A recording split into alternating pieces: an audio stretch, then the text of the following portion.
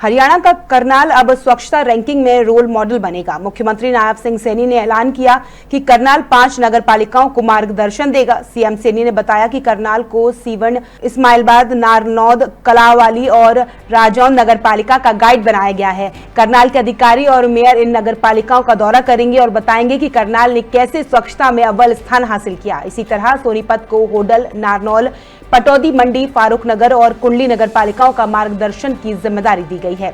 मुख्यमंत्री ने कहा कि केंद्रीय मंत्री मनोहर लाल की अध्यक्षता में हुई राष्ट्रीय बैठक में तय किया गया कि रैंकिंग में आगे आने वाले शहर अब दूसरे शहरों को स्वच्छता के गुण सिखाएंगे।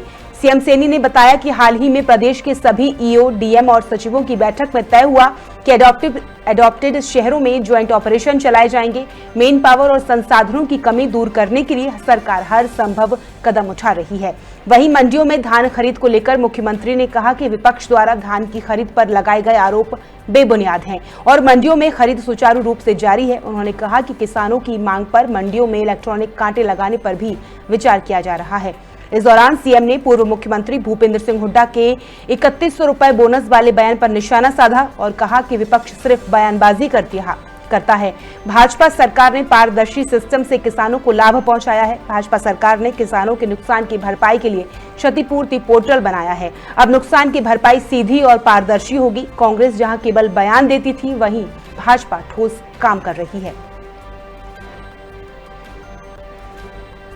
जिन शहरों की रैंकिंग में वो अव्वल आए हैं, उन शहरों के साथ एक अन्य 5 अन्य सिटीज़ को जोड़ करके कि वहाँ पर उनको गाइड करने का काम करेंगे ताकि वो भी शहर स्वच्छता में आगे बढ़े।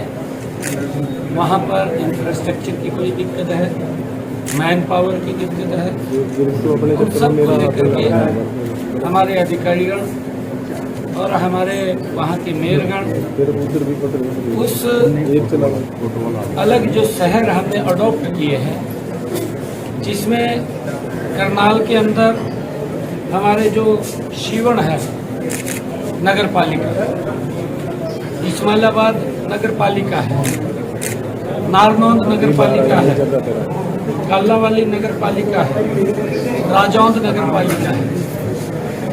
ये हर एक शहर के साथ 5 अन्य शहर अडॉप्ट किए ताकि जो यहाँ पर ये रैंकिंग में अव्वल आए हैं, यहाँ क्या क्या पैरामीटर्स अपनाए गए हैं, इनको बताने का काम करेंगे। वहाँ पर हमारे यहाँ के अधिकारी जाएंगे, हमारी मेयर जाएगी और हमारे अन्य लोग वहाँ पर जाकर के उनको बताने का काम करेंगे। अगर वहाँ किसी प्रकार की कोई इंफ्रास्ट्रक्चर में कमी है, जैसा मैंने जिक्र भी किया है कि मैन पावर की आवश्यकता है तो मैन पावर पूरी करेंगे, अन्य कोई संसाधन की आवश्यकता है तो उस संसाधन को पूरा करेंगे ताकि वो शहर भी स्वच्छता में आगे बढ़ सके, नंबर 1 के ऊपर आए। उसको लेकर के आज ये बैठक पूरे देश के अंदर आदरणीय मनोहर लाल जी ने ली है। हमारे हरियाणा के 2 शहर पिछले दिनों इस स्वच्छता रैंकिंग में अव्वल आए थे, करनाल और सोनीपत। सोनीपत के भी हमारे 5 शहर अडॉप्ट किए हैं। सोनीपत के साथ होडल है, नारनौल है, पटौदी मंडी है, फारूक नगर है और कुंडली है। इन 5 शहरों को सोनीपत के साथ और 5 शहरों को करनाल के साथ ये अडॉप्ट किया गया है और ताकि स्वच्छता को लेकर के ये आगे बढ़े और यहाँ पर भी गति से स्वच्छता हो, क्योंकि जहाँ स्वच्छ वातावरण होगा वहाँ पर बीमारियाँ भी नहीं होंगी। क्योंकि नवरात्रों का ये सत्र नवरात्रियों का दौर चल रहा है। माँ लक्ष्मी की हम पूजा करते हैं और माँ लक्ष्मी वहाँ वास करती है जहाँ स्वच्छता होती है। तो हम सब की जिम्मेवारी भी बनती है कि इस अभियान को जो आदरणीय प्रधानमंत्री जी ने जो ये अभियान स्वच्छता का चलाया है, इसके अंदर लोगों में एक बड़ी जागरूकता इसको लेकर के आई है और हम इसमें में और गति से मिलकर के काम करें। सरकार स्तर के ऊपर भी आमजन, हमारी NGO, सामाजिक और धार्मिक संस्थाएं, उन सब अगर वो देखेंगी तो उसके अंदर हम स्वच्छता में आगे बढ़ेंगे।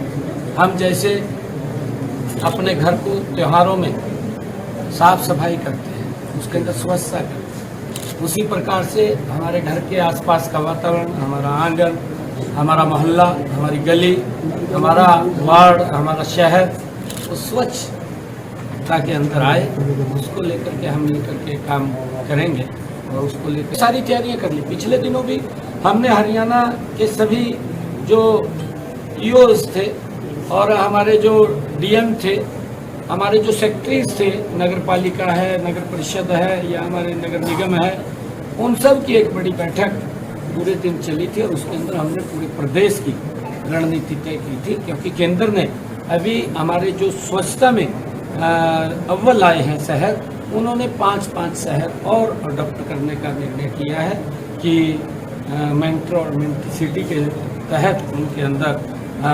ज्वाइंट एक अभियान चले और ज्वाइंट अभियान चलेगा तो स्वच्छता के अंदर जो यहाँ पर पैरामीटर्स अपनाए गए हैं वो भी पैरामीटर्स वहाँ पर अपनाए जाए ताकि वो भी स्वच्छ। और नहीं, पॉपुलेशन का क्राइटेरिया नहीं, जैसे मैंने आपको देखा है कि वो रैंकिंग में अगर सबसे करनाल थर्ड था सर, तो जो 5 हमने सिटी अडॉप्ट की, हाँ उनकी रैंकिंग भी हमने ली है, उनकी स्टेट की भी रैंकिंग ली है, उनकी देश की भी रैंकिंग।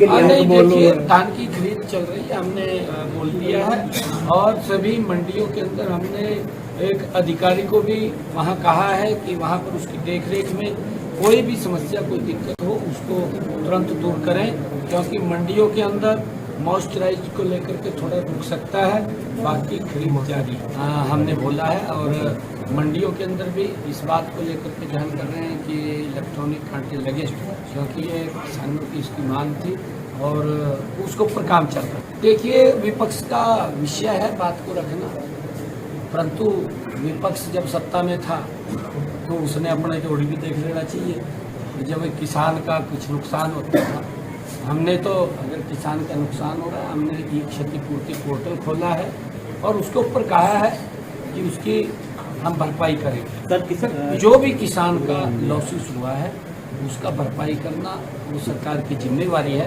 परंतु कांग्रेस के समय में किसान देखता रहता था, उनकी भरपाई नहीं होती थी। वो तो ये देखता रहता था कि सरकार कुछ भेजेगी, फिर 2 रुपये का चेक भेज देते, 2 रुपये का खलवाने में खाता 500 रुपये लगते थे, 2 रुपये का चेक आ जाता था, फिर वो परेशान हो जाता था किसान, फाड़ करके घेर देता था। बरेली में जो एक क्षति पोर्टल पे लगभग 5 लाख फार्मर्स ने अप्लाई किया है, अपने क्लेम सबमिट किया, लेकिन लास्ट डेट आपकी 26 थी क्लेम को वेरीफाई करने की।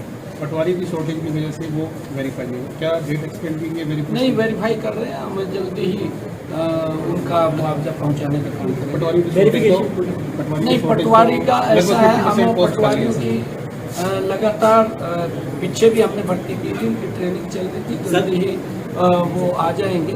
और हमारे पास और भी ऐसा नहीं है कि उसके अंदर वेरीफाई के लिए वेरीफाई करने में समय लग जाता है, समय लग जाता है उसके अंदर। किसानों की फसल खराब हुई है, कल कैपिटल की DC ने भी कहा है कि इसके लिए एक क्षति पोर्टल खोला जाएगा, तो कब तक मिलेगी? क्योंकि अभी तक तो जो खोला गया है सर वो पलट के लिए तो फसल कट करके मंडी में आने शुरू हो गई है और क्षतिपूर्ति पोर्टल अब तक वो खुला रहा है। हमने सबको कहा कि अगर किसी का कोई नुकसान हुआ है तो इसके अंदर वो आप रजिस्टर करिए और रजिस्टर्ड करेंगे तो अधिकारी उसको वेरीफाई करेंगे, वेरीफाई करके जिसका नुकसान हुआ है उस किसान को भरपाई करने का काम हमारा है। पीछे भी हमने किया है। मैं अगर आपने जो कहा है कि वो कांग्रेस के हुड्डा साहब ने कहा है कि इतना मुआवजा मिलना चाहिए, कांग्रेस ने अपने 10 वर्षों में